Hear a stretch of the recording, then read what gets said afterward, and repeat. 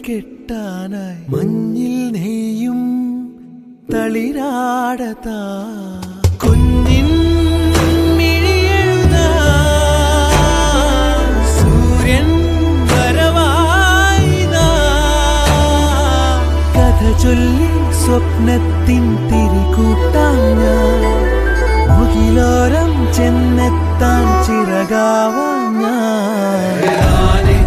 അനന്താനേ